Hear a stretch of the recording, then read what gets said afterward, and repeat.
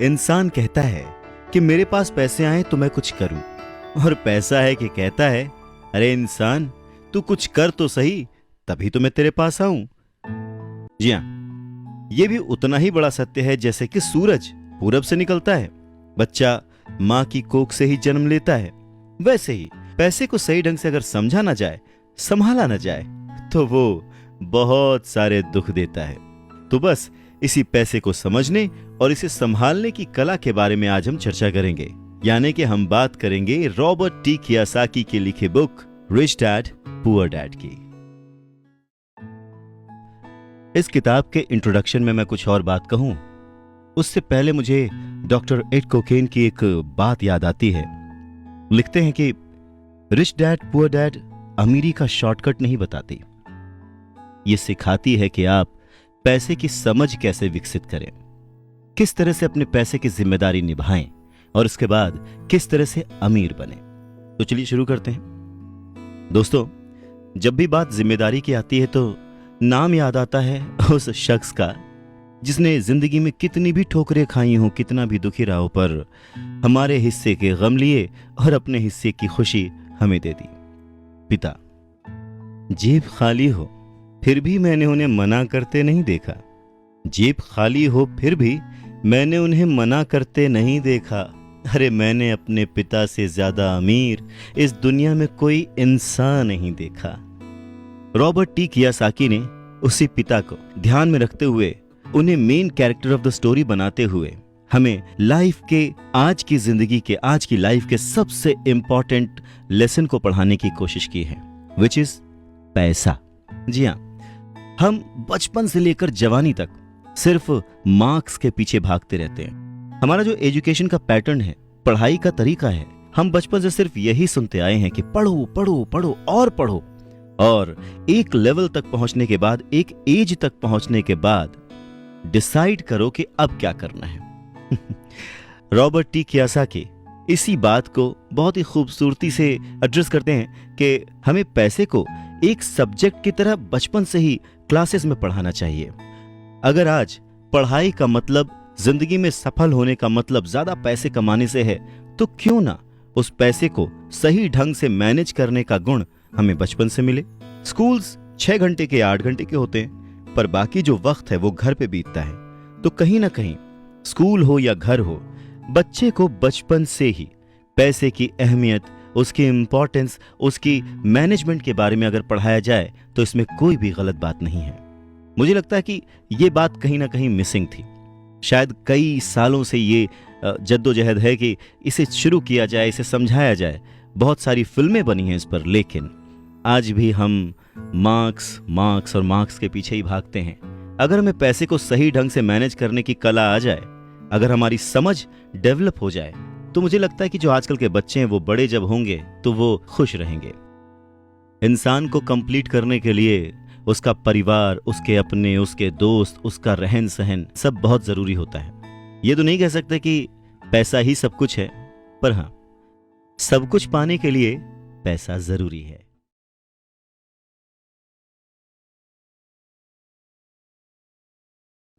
Rich बनना और rich बने रहना, ये दोनों काफ़ी अलग चीज़ें हैं। अक्सर हम अपने किसी दूर के रिश्तेदार के बारे में सुनते हैं कि इनके पास पैसा बहुत है, पर इन्हें पैसा संभालना नहीं आता। क्योंकि दोस्तों, पैसा बनाना और उसे संभालना एक स्किल है जो हमें स्कूल की किताब में नहीं पढ़ाया जाता, पर अनुभव के साथ ही कला सीखी जा सकती है। अच्छा, आपने सुना होगा कि एक चाय वाले के पास 3 करोड़ का घर है और हम पूरा दिन एसी ऑफिसेज में बैठकर वाइट कॉलर जॉब करके भी इतना पैसा नहीं कमा सकते कि हम भी ऐसा ही घर ले सकें, है ना? चलिए आज चर्चा करते हैं साइकोलॉजी ऑफ मनी पर, जिसे लिखा है जाने माने फाइनेंशियल जर्नलिस्ट मॉर्गन हाउसल ने, जिन्हें उनकी फाइनेंशियल दुनिया ने काफ़ी सारे अवार्ड से सम्मानित किया है। मैं हूँ आपके साथ पल्लवी भारती। मॉर्गन ने इस किताब में काफ़ी अच्छे तरीके से समझाया है कि पैसे के मामले में ऐसा ज़रूरी नहीं है कि हम क्या और कितना जानते हैं, बस ज़रूरी यह है कि हम मिली हुई जानकारी का इस्तेमाल कैसे करते हैं। हालांकि ये थ्योरी साउंड बहुत अमेजिंग कर रही है, पर इसका प्रैक्टिकल यूज़ बहुत मुश्किल है। काफ़ी स्मार्ट लोग भी अपने ज्ञान का फ़ायदा सही जगह पे सही इन्वेस्टमेंट करके नहीं ले पाते, और कभी कभी गलत कदम लेने से उनके डिपेंडेंट यानी बच्चे, माता पिता और पार्टनर्स को भी फाइनेंशियल संकट से गुजरना पड़ता है। रियल वर्ल्ड में लोग सिर्फ चार्ट या एक्सेल शीट्स देखकर ही अमीर नहीं बनते। उसके लिए एक प्लान बनाकर उस पर स्मार्ट वर्क करना पड़ता है। इसीलिए आपको कैलकुलेटेड रिस्क, फाइनेंशियल स्वतंत्रता, टाइम मैनेजमेंट और सरप्राइजेस से तैयार करने के लिए इस किताब में राइटर ने 19 शॉर्ट स्टोरीज बताई हैं, जिससे आप रियल लाइफ एक्सपीरियंस और दूसरों की गलतियों से सीख सकते हैं। जैसे कि रोनाल्ड जेम्स रीड अमेरिका में सिक्योरिटी गार्ड और गैस स्टेशन पर काम करने वाले एक आम इंसान थे। बरसों तक मामूली सैलरी में काम करने के बाद 38 साल की उम्र में उन्होंने $12,000 का एक 2 BHK घर खरीदा। उनकी मौत 2014 में 92 वर्ष की उम्र में हुई और तब इस गरीब विनम्र सुरक्षा गार्ड का इंटरनेशनल हेडलाइंस में नाम आया। पता है, मरते वक्त उनकी संपत्ति $8 मिलियन थी। उन्होंने कोई लॉटरी नहीं जीती थी और ना ही ये पैसे उन्हें विरासत में मिले थे। रीड ने जितना हो सका उतना पैसा ब्लू चिप स्टॉक्स में इन्वेस्ट किया, फिर उन स्टॉक्स के ग्रो होने का पेशेंटली इंतज़ार किया और एक दिन उनकी वो छोटी सी बचत $8 मिलियन से ज़्यादा हो गई। जब पैसे को पता चलता है ना कि वो अच्छे हाथों में है, तो वो उन हाथों में ही रहना और ग्रो होता खुद को देखना चाहता है। मॉर्गन के हिसाब से जब आप पैसा और समय दोनों का सम्मान करेंगे तो वो आपके पास खींचा चला आएगा और समय के साथ अपने आप को बढ़ाता चला जाएगा। आपका समय भी तो आपके पैसे जितना अनमोल है, तो समय और पैसा दोनों बर्बाद ना करके सीखते हैं ऐसे स्किल्स जिनसे हम कंट्रोल करेंगे साइकोलॉजी ऑफ मनी।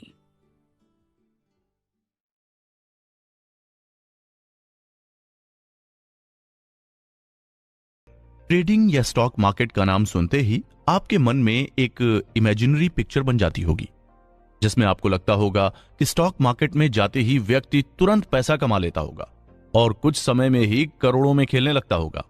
ये इमेजिनरी पिक्चर मन में आना एक नेचुरल बात है। आखिर हॉलीवुड और बॉलीवुड दोनों ही सिनेमाज ने ट्रेडर्स की छवि कुछ ऐसी ही शो की है, लेकिन फिक्शन और रियलिटी में जमीन आसमान का फर्क नजर आता है। लोग स्टॉक मार्केट में सुनहरे सपने लेकर चले तो जाते हैं, लेकिन उसमें से कुछ चंद लोग ही आगे बढ़ पाते हैं और उन चंद लोगों में बहुत कम होते हैं जो इस काम में लगातार सफल रह पाते हैं। आज की सिचुएशन अगर देखी जाए तो पूरा स्टॉक मार्केट रूस और यूक्रेन की वॉर के चलते हिल गया है, लेकिन इस मुश्किल समय में भी बहुत से ऐसे ट्रेडर्स होंगे जो इस आपदा को भी अवसर में पलटने में लगे होंगे। एक अच्छा ट्रेडर न केवल अपने काम पर कॉन्सेंट्रेट करता है, बल्कि ये भी ध्यान देता है कि आगे आने वाली अननोन मुश्किलों का सामना कैसे करना है। जो ट्रेडर इस चीज पर ध्यान नहीं देता वो ज्यादा देर तक इस स्टॉक मार्केट जैसी कॉम्पिटिटिव जगह पर टिक नहीं पाते हैं। स्टॉक मार्केट कुछ लोगों को बादलों की ऊंचाइयों पर उठा देती है, तो वहीं कुछ लोगों को जमीन पर कीड़ों की तरह मसल देती है। स्टॉक मार्केट में आपके नॉलेज से ज्यादा आपका दिमाग या साइकोलॉजी कितनी मजबूत है वो ज्यादा इंपॉर्टेंस रखती है। इस ऑडियो बुक में हम आपको यही सिखाएंगे कि कैसे आपको अपनी साइकोलॉजी और अपने दिमाग को मजबूत करना है, जिसकी मदद से आप एक अच्छे और कैपेबल ट्रेडर बन सकें। लेकिन ये बुक समरी केवल उनके लिए नहीं है जो एक बड़े ट्रेडर बनना चाहते हैं। ये बुक उनके लिए भी है जो जिंदगी में अपने बिजनेस और अपनी जॉब में एक मजबूत एटीट्यूड के साथ आगे बढ़ना चाहेंगे। ये आपके एटीट्यूड को इतना बदल देगी कि फिर आप एक ट्रेडर की तरह सोचने और समझने लगेंगे।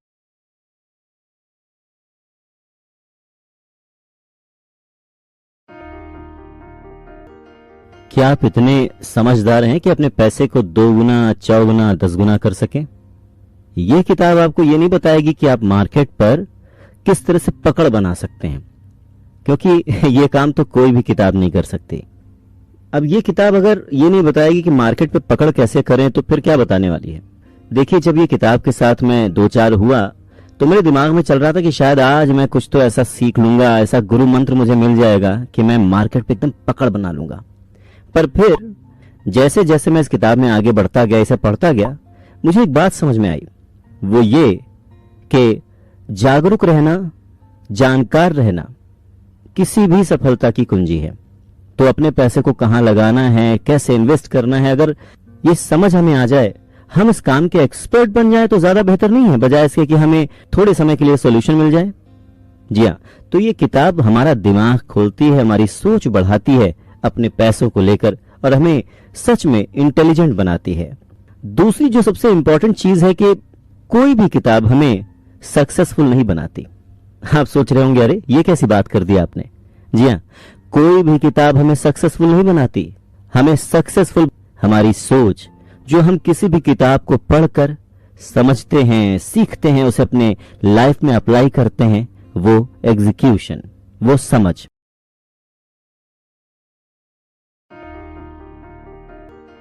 क्या आप इतने समझदार हैं कि अपने पैसे को 2 गुना, 4 गुना, 10 गुना कर सकें?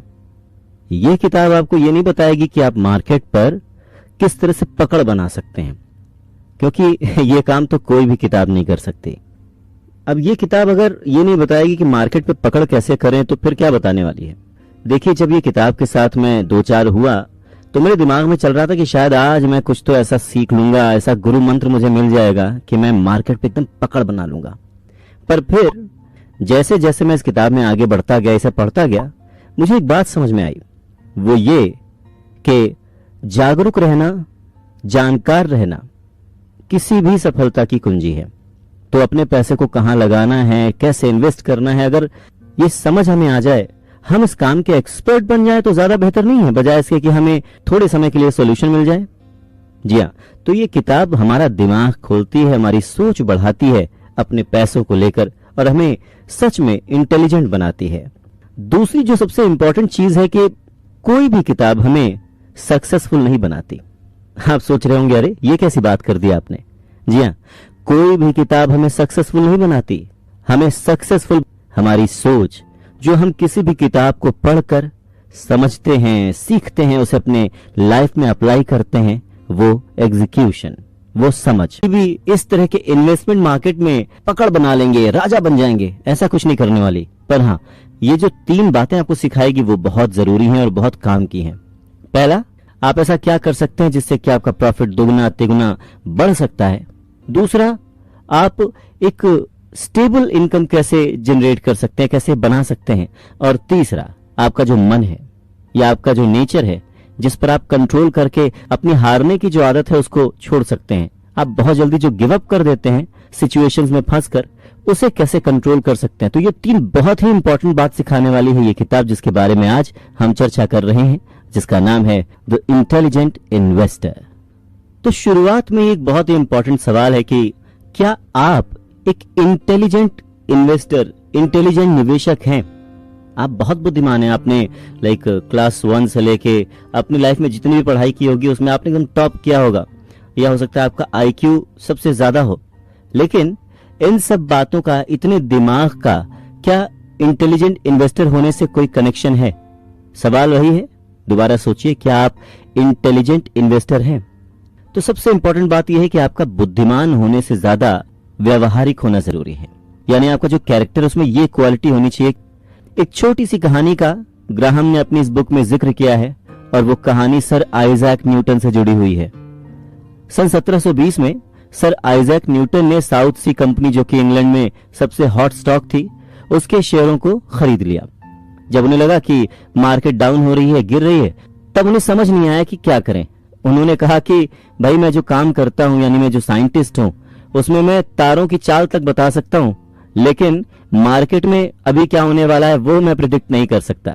तो मार्केट की गिरावट के वक्त उन्होंने क्या किया? उन्होंने अपने सारे शेयर जो है बेच दिए, बहुत सस्ते में। पर तभी जब उन्होंने शेयर बेचे, अगले ही दिन उसी मार्केट में जबरदस्त उछाल आया, और सर आइजैक न्यूटन तुरंत ही वापस उन्हीं शेयरों को खरीदने के लिए निकल पड़े जो कि उन्होंने बहुत सस्ते में बेचे थे।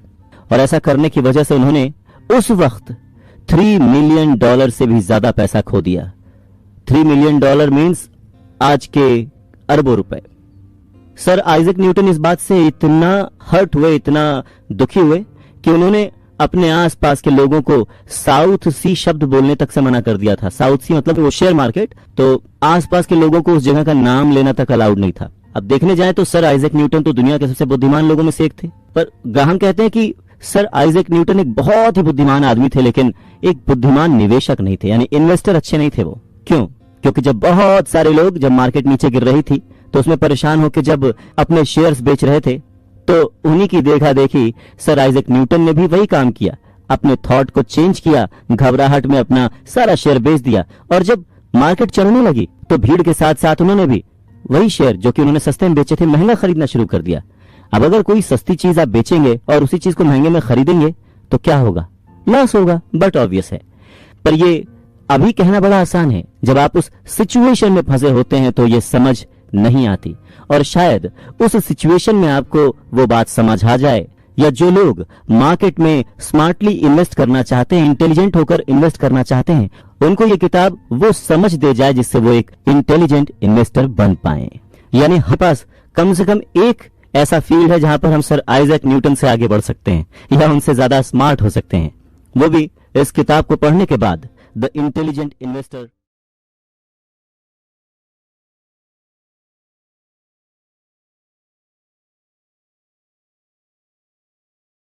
ये वो बुक है जो दुनिया में बहुत से लोग दिन रात पढ़ते हैं, सुनते हैं, ताकि वो अपने सबकॉन्शियस माइंड को सक्सेस के लिए प्रोग्राम कर सके।